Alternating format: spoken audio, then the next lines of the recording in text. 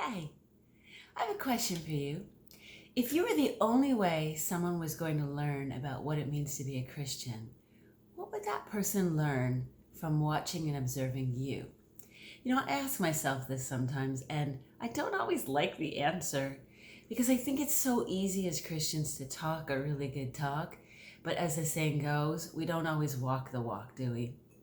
And I think that that's at the core of what intentional living is all about for us as women, is that every day when we get up and we make certain choices, that we are trying to intentionally let our core beliefs as Christians shine through in those decisions, whether it's reflective of how we treat our spouses, treat our children, treat our extended family, how we work around our colleagues at work, at the grocery store standing in line, handling our frustrations when we're on the phone with a salesperson or a telemarketer or a technician.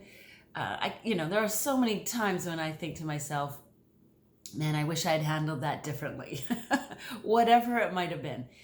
And it's easy, of course, to sometimes be very aware of that face to face, but then let that standard slip when we're texting or on the phone with somebody we know we'll never meet or run into. And yet, again, what if that person knew that I am a Christian and that's the only contact they're going to come into with Christianity? It kind of makes you stop and think and pause for a moment, doesn't it?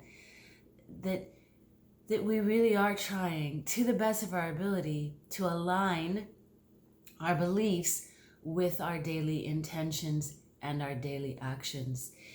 And I'll go into this a little bit more in detail the next time, but I really want you to think about the meaning of hypocrisy, not just our modern day meaning of hypocrisy, but the biblical meaning of hypocrisy. If you do a little bit of research about the Greek word for hypocrisy, it's quite interesting.